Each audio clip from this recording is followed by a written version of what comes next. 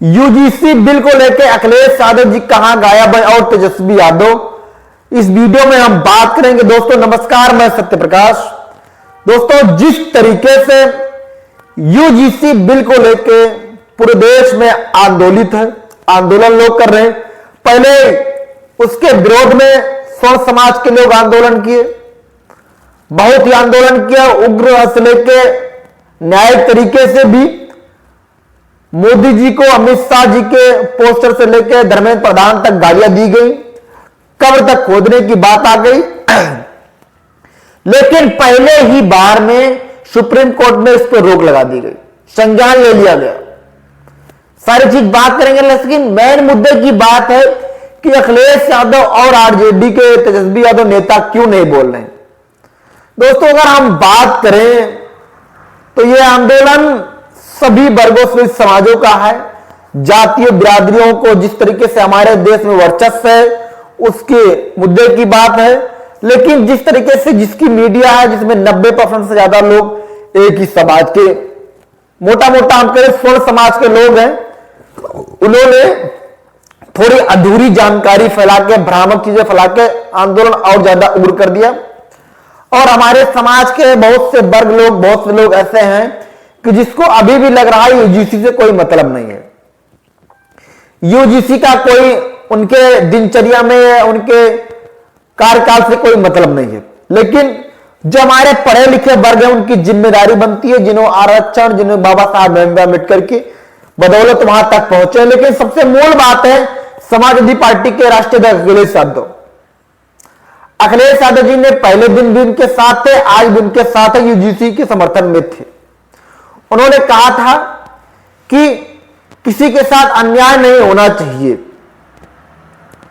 लेकिन अगर हम बात करें थोड़ा से को, जिस तरीके से अखिलेश यादव जी को ट्रोल किया जाता था यादव समाज की वजह से, उन्हीं के जो बैकवर्ड है, SC/ST के लोग हैं, लोगों की बाइकाई में आके ये लगातार पोस्ट या लिखते थे कि टोटी चोर, टोटी चोर।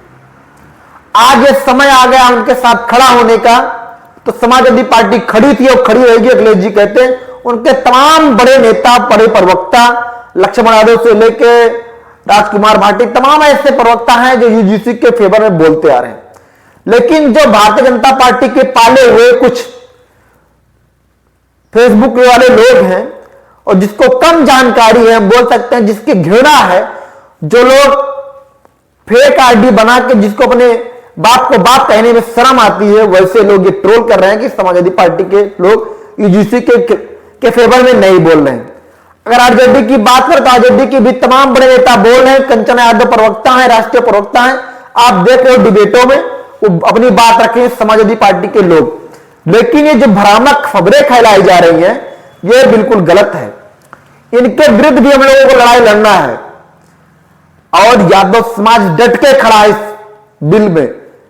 हमेशा यादव समाज एक ऐसा समाज है कि किसी के साथ अन्याय होता है जो खड़ा रहता है, उसका कोई फायदा मिले या ना मिले, तमाम ऐसे मुद्दे हैं। समाजवादी पार्टी के नेता वहां पहुंचते, उनको नुकसान होता। कानपुर का जो मामला था, एक व्यापारी मरा था, उसमें एक बच्ची की, ब्राह्मण परिवार की बच्ची थी, उसको थोड़ा हेल्प करा दी गई थी, उसके विषय में भी अनेक ऐसे टाइम पे आए जहां अखिलेश जी दिल खोल के खड़े रहे और इस मामले में खड़े रहेंगे।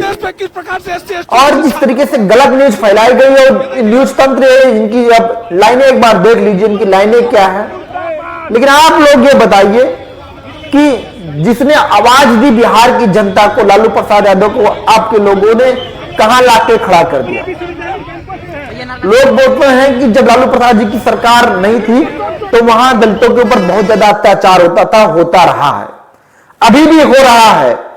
लेकिन आज स्थिति ऐसी है कि विपक्ष में बैठने लायक नहीं छोड़े आप लोगों की बदौलत।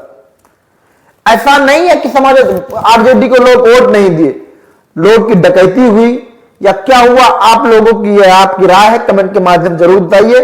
और अखिलेश जी को जिस तरीके से ट्रोल किया जाता है मुस्लिम के नाम से, जिस तरीके से मुलायम सिंह यादव जी ने एक बड़ा स्तंभ खड़ा किया, लेकिन आज की दिन यह है कि लोग ये समझते हैं कि समाजवादी पार्टी अगर आएगी तो यादव ही मजबूत होंगे।